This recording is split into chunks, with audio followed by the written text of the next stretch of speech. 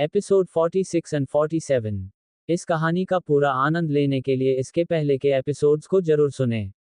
इसके सारे एपिसोड्स आप सभी को मेरे प्लेलिस्ट में मिल जाएगा, वहां जाकर आप सभी को सारे एपिसोड्स सुनने को मिल जाएगा। आइए कहानी के आज के एपिसोड्स को सुनते हैं। एक पिता को अपने बच्चे के लिए सब कुछ जोखिम में डालने के लिए तैयार रहना चाहिए। उनके शब्दों में, अगर उनके पास 300 मिलियन होते तो वे निश्चित रूप से ओम पर ढेर ढेर करके पैसे फेंक देते, जब तक कि वह माफी नहीं मांग लेता। ओम पूरी तरह से घबरा गया था और उसे उठने में कठिनाई हो रही थी। अर्जुन ने पहले ही लाइव स्ट्रीम समाप्त कर दी थी। कबीर ने अपनी मुट्ठियां कस लीं और धीरे धीरे आगे बढ़ा। उसने तेजी से ओम को दीवार के पास धकेला और गुर्राया, बेटे, मैं तुम्हें सलाह दूंगा कि जल्दी से बाहर निकलो और मिस्टर कपूर की बेटी से माफी मांगो, वरना तुम कल की धूप नहीं देख पाओगे। मिस्टर कपूर की बेटी के प्रति अनादर दिखाने का मतलब था उनकी राजकुमारी के प्रति अनादर दिखाना। ये सही था। कबीर की नज़र में अर्जुन की बेटी एक छोटी राजकुमारी थी। ओम ने संघर्ष करते हुए चिल्लाना शुरू किया, तुम्हारी हिम्मत कैसे हुई? मेरे पिता मिस्टर कुमार हैं। अगर तुम्हारे पास पैसे हैं तो क्या हुआ? क्या तुम मेरी कंपनी को अपनी मर्जी से खरीद सकते हो? सपने देखो। अगर मैं नहीं कहूं तो कौन इसे बेचने की हिम्मत करेगा? ओम ने इस बारे में सोच विचार किया था। वह आदमी सिर्फ अमीर था, लेकिन उसके पिता समाज में एक प्रभावशाली व्यक्ति थे। उनके घर में कई हिटमैन भी हैं। अगर वे वास्तव में गिर गए तो उनका मानना था कि अर्जुन को भी थोड़ी कीमत चुकानी पड़ेगी। हालांकि जब ओम संघर्ष कर रहा था और चिल्ला रहा था तो कुछ लोग दरवाजे से अंदर आ गए। जॉर्ज सम्मानपूर्वक अर्जुन के पास गया, अपनी टोपी उतारी और अभिवादन किया, यंग मास्टर, पैसा यहाँ है और मैं उसे भी लाया हूँ। अर्जुन ने धीरे से सिर हिलाया। जॉर्ज के पीछे चल रहे मिस्टर कुमार ने जब ये दृश्य देखा तो वह दंग रह गया। वह शब्दों से परे था। तो ये राष्ट्रपति थॉमस का यंग स्वामी था। इस व्यक्ति में वाकई असाधारण आभा थी। मिस्टर कुमार ने परिसर में प्रवेश किया, क्रोधित होकर ओम के चेहरे पर 2 थप्पड़ जड़ दिए। बेवकूफ बदमाश, तुम्हारी वजह से मैं मुसीबत में हूं। बाहर जाओ और यंग मास्टर कपूर से माफी मांगो। ओम अवाक रह गया और अपने पिता को घूरने लगा, जो उसे डांट रहे थे। एक पल में वह गरज उठा, पिताजी, आप उनसे क्यों डरते हैं? उनके पास बस थोड़ा ज्यादा पैसा है। तो क्या हुआ? अगर हम अपनी कंपनी नहीं बेचते तो वे क्या कर सकते हैं? बहरहाल, मिस्टर कुमार ने लड़के को कई बार सीधे लात मारी। वह गुस्से से इतना लाल हो गया था। मैंने पहले ही कंपनी बेच दी है। जल्दी करो और मिस्टर कपूर से माफी मांगो। क्या तुमने इसे बेच दिया? ओम ने आश्चर्य से कहा। उसकी आंखें सदमे से भरी हुई थीं। उसके पिता ने कंपनी बेच दी? क्या वह पागल हो गया था? मिस्टर कुमार के पास अपने इस बेवकूफ बेटे के लिए समय नहीं था। वह खुद अर्जुन के पास गया और माफी मांगने के लिए झुक गया। यंग मास्टर कपूर, मुझे माफ करें, उसे ठीक से न पढ़ा पाना मेरी गलती है। अगर आप किसी को सजा देना चाहते हैं तो कृपया मुझे सजा दें। अर्जुन ने लुइस की तरफ देखा और अपना सिर हिलाया। ऐसा नहीं चलेगा, उसे मेरी बेटी से माफी मांगनी होगी। और 10 थप्पड़ खुद से। अर्जुन ने ऐसा कहा था। मिस्टर कुमार को पता था कि क्या करना है। वह खुद ओम को आउट ड्रैग कर शीना और छोटे अहाना के पास ले गई, जो कुमार की कार के अंदर इंतजार कर रही थी। जब शीना मिस्टर कुमार ने देखा तो उसने तुरंत अपने मुंह पर हाथ रख लिया और चिल्लाने लगी। ये प्राइम हार्वेस्ट ग्रुप के अध्यक्ष ओम के पिता थे। उसकी व्यक्तिगत कीमत 200 मिलियन थी। हालांकि अगले दृश्य ने शीना को इतना स्थिर कर दिया कि वह मुश्किल से अपना पूरा ध्यान पाए। मुझे माफ कर दो। और मिस्टर कुमार ओम दरवाजे के बाहर के लोग थे और कार के अंदर घर में नन्ही अहाना से झुकाकर माफिया मांग रहे थे। अब करो, मिस्टर कुमार ओम पर चिल्लाया। अगर तुम नहीं करोगे तो मैं तुम्हारे लिए बेचूंगा। इसके बाद ओम ने बहुत ही अनिच्छा से अपने चेहरे पर बिजली की मार शुरू कर दी। वह डीजेडाइज और तेज थी। इससे अहाना हुआ डर गया और वह जल्दी से शीना की चट्टान में छिप गया। चूंकि दरवाजा बंद था और कब्रिस्तान नीचे रखे हुए थे, शीना को पता ही नहीं चला कि बाहर क्या हुआ।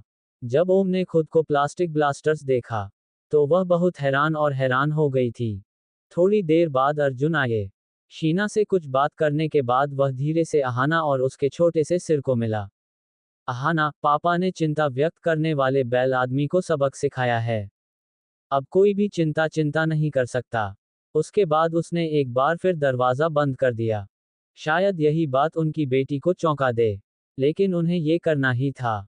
वह अपनी बेटी को बताना चाहती थी कि जो भी उससे परेशान होगा, उसके पिता उसे सही राह दिखाएंगे। एक बार जब वे मिठाई की दुकान पर वापस आए, तो मिस्टर कुमार और ओम अर्जुन के सामने एक शब्द आया, जिसमें एक शब्द भी बोला गया, जिसमें कोई तकनीक नहीं थी। विशेष रूप से ओम, जो अब मौत की तरह पीला दिख रहा था, और उसका गाल सूज गया था। हालांकि उसे अंदर से बहुत अनिच्छुक महसूस हो रहा था। ये बिक गई है, इसलिए इसके बारे में भूल जाए। कम से कम पैसे अभी भी यहाँ हैं। फिर भी अगले ही पल अर्जुन ने पूछा, मिस्टर कुमार, क्या तुम उन 300 मिलियन को लेने की हिम्मत करोगे जो मैं लेकर आया हूँ? माया जी के जाने के बाद वह अपनी सहेलियों से मिलने पार्क में चली गई। अपनी सहेलियों से मिलने के बाद वे एक दूसरे के बारे में पूछने लगीं।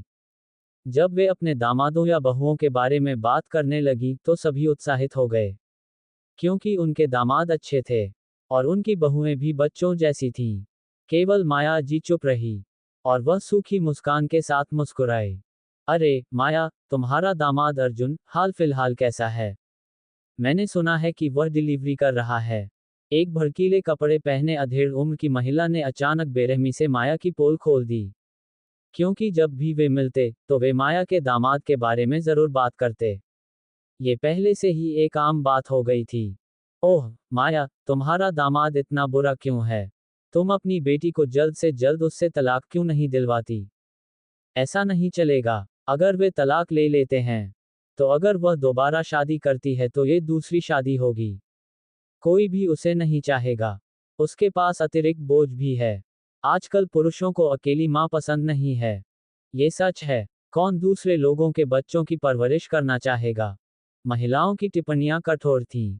ऊपरी तौर पर ऐसा लग रहा था कि वे उसकी बेटी के बारे में सोच रही थीं, लेकिन अंदर ही अंदर वे शायद उसकी बदकिस्मती का आनंद ले रही थीं। माया जी ने गुस्से में अपने दांत पीस लिए। वह बहुत शर्मिंदा महसूस कर रही थी। उसने मुस्कुराते हुए कहा, मैं अपनी बेटी को उस घटिया दामाद से तलाक लेने के लिए मजबूर करूंगी। ज्यादा से ज्यादा मुझे अपनी बाकी की जिंदगी उसकी देखभाल करनी होगी। सभी ने माया जी के चेहरे पर उदासी के भाव देखे, इसलिए उन्होंने इस बारे में बात करना बंद कर दिया और विषय बदल दिया, जब तक कि वे वित्त कंपनी तक नहीं पहुंच गए। दूसरी ओर लाइव स्ट्रीम के कारण अर्जुन की घटना वायरल हो गई थी। हालांकि एक पल में इस घटना की रिपोर्ट करने वाले सभी मीडिया ने जल्द ही अपनी सामग्री हटा दी। यहां तक कि वीडियो भी गायब हो गए। यह एक चट्टान की तरह था जो झील में गिर गई। ये फिर से अनसुना था। एक ब्यूटी सैलून के अंदर रूबी फोर्ड ने अपने कुछ दोस्तों के साथ स्पा उपचार की योजना बनाई। 10 मिनट पहले उसकी दोस्त हेलेन, जो एक छोटा सफेद लबादा पहने, बालों को तौलिए से बांधे और चेहरे पर मास्क लगाए थी, उसके पास आए और बोली, लड़कियों, मुझे एक बहुत बड़ा टाइकून मिल गया है। कौन टाइकून? रूबी पीठ के बल लेटी हुई थी। मालिश सेवाओं का आनंद लेते हुए उसने बिना अपनी आंखें खोले ही पूछा। 300 मिलियन। इस आदमी ने हमारे शहर के प्राइम हार्वेस्ट ग्रुप को खरीदने के लिए 300 मिलियन खर्च किए, हेलेन ने कहा, उसकी आंखें ईर्ष्या और उत्साह से भरी हुई थीं। आप सभी लोग उस अमीर यंग मास्टर मिस्टर कुमार को जानते हैं, है न? यह उसकी कंपनी है जिसे इस टाइकून ने खरीदा है। 300 मिलियन और ओम का जिक्र आते ही लड़कियां जल्दी से उठ बैठीं और हेलेन के फोन को देखने लगीं। ये सिर्फ एक छोटी सी क्लिप थी और हेलेन ने इसे सोशल मीडिया साइट से बड़ी मुश्किल से डाउनलोड किया था। वीडियो की क्वालिटी धुंधली थी और उस पर वाटरमार्क भी लगा हुआ था। क्या ये टाइकून इतना शानदार नहीं है? ये प्राइम हार्वेस्ट ग्रुप का यंग मास्टर ओम था। वह कौन है? क्या तुम लोग उसे जानते हो? उसे हमसे मिलने के लिए बुलाओ। मुझे नहीं मालूम। वह परिचित नहीं लगता। लड़कियां फोन छीन रही थीं।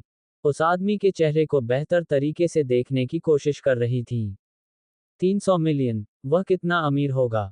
जब रूबी ने वीडियो देखा, तो वह बुरी तरह से भौचक्की हो गई। उसे लगा कि वीडियो में सिलहूट बहुत परिचित लग रहा था।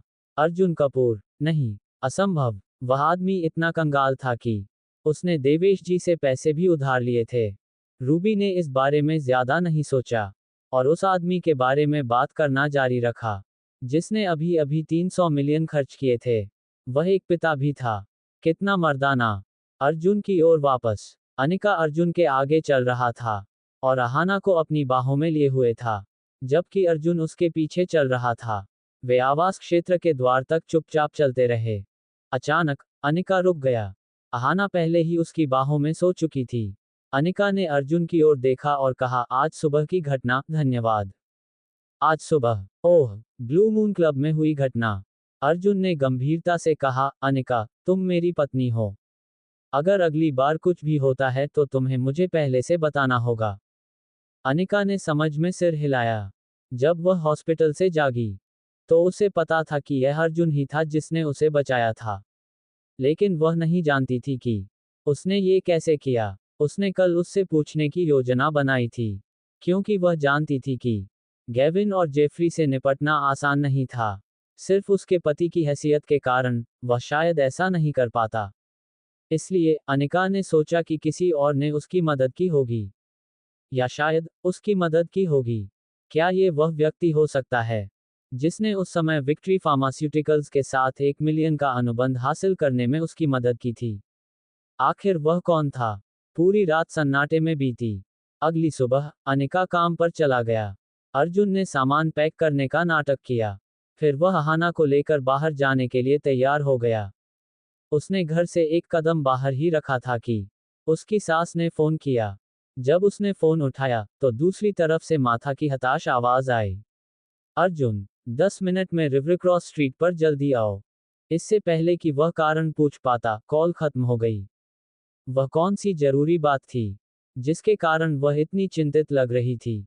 लेकिन अर्जुन को पहले से ही इसकी आदत थी।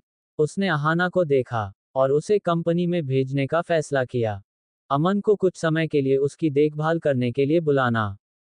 उसके बाद उसने जल्दी से ऑफिस से एक टैक्सी बुलाई और रिवर क्रॉस स्ट्रीट चला गया।